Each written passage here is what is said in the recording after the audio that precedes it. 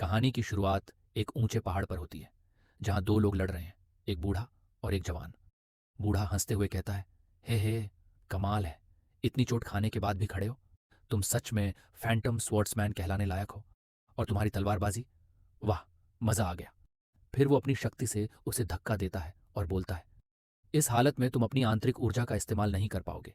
ये कि तुम अब तक खड़े हो, ये भी किसी चमत्कार से कम नहीं। खैर, अब लड़ाई खत्म करो, मैं तुम्हें सुलाने वाला हूं। इसके बाद बूढ़ा अपनी तलवार से ताकतवर हमला करता है। जवान लड़का उसे रोक लेता है, लेकिन बूढ़े की लात नहीं रोक पाता।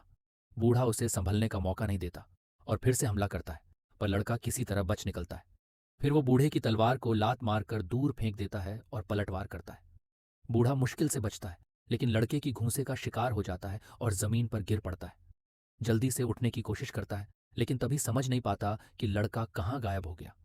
क्या, ये कहाँ चला गया? और तभी पीछे से हमला करके लड़का उसे दो टुकड़ों में काट देता है।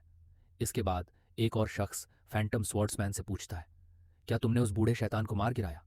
फैंटम स्वॉर्ड्समैन कहता है, हाँ, मार दिया, और ये खून खराबा इतिहास में दर्ज हो जाएगा।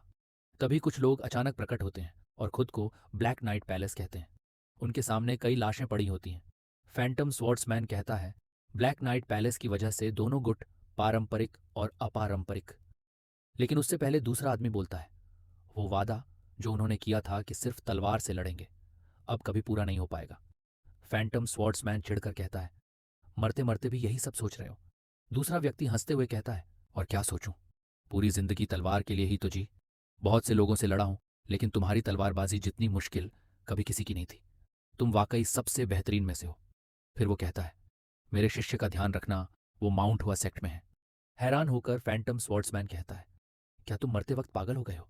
ये भी भूल गए कि मैं कौन हूं? पर वो उसकी बातों को अनसुना करके एक कंगन देते हुए कहता है, ये माउंट हुआ का अवशेष है, इसे सेक्ट लीडर तक पहुंचा देना। मरते वक्त वो कहता है, तुम मेरे एकमात्र दोस्त हो, तुम्हारा एहसान हमेशा याद रहेगा। फैंटम स्वॉर्ड्समैन चिढ़कर कहता है, ठीक है ठीक है, तुम्हारी वजह से अब मेरी जिंदगी माउंट हुआ में बीतेगी। तभी अचानक एक हमला होता है और उसका दोस्त चूर चूर हो जाता है। फैंटम स्वॉर्ड्समैन सदमे में आ जाता है। फिर उस पर भी हमला होता है। गुस्से में वो चिल्लाता है, ये किसने किया? अपनी तलवार से वो उसे रोकने की कोशिश करता है, लेकिन दुश्मन उसकी ऊर्जा को नंगे हाथों से गायब कर देता है। हैरानी से फैंटम स्वॉर्ड्समैन कहता है, ये क्या बकवास है? दुश्मन अपनी ऊर्जा से बड़ा धमाका उसकी ओर भेजता है। फैंटम स्वॉर्ड्समैन सोचता है, यार, ये आदमी कितना ताकतवर है। थोड़ी देर बाद हम देखते हैं कि फैंटम स्वॉर्ड्समैन घुटनों के बल है और उसका बायां हाथ गायब है। वो खुद से कहता है, कोई इतना ताकतवर कैसे हो सकता है? क्या ये ब्लैक नाइट पैलेस का मास्टर है? पर मैंने तो उसे मारा था, उसकी लाश तो वहीं है। अपने दोस्त के कटे हुए हाथ को देखकर वो कहता है, सॉरी दोस्त, मैं तुम्हारा शव भी घर नहीं ले जा सकता।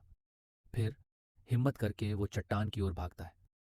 अगर बच गया तो माउंट हुआ जाकर कंगन जरूर पहुंचाऊंगा और इस सब का बदला भी लूंगा। लेकिन तभी दुश्मन की एक और ऊर्जा तकनीक उसे दो टुकड़ों में काट देती है। दुश्मन के चेहरे पर मुस्कान देखकर फैंटम स्वॉर्ड्समैन कहता है, हंस क्यों रहे हो मूर्ख? तभी उसके दोस्त का दिया हुआ कंगन चमकने लगता है। उसे एक तेज रोशनी निकलती है। अचानक उसे कुछ आवाजें सुनाई देती हैं, सीनियर डिसाइपल उठो। धीरे धीरे उसकी आंखें खुलती हैं। वो देखता है कि लोग उसे मुंह हुई कहकर बुला रहे हैं।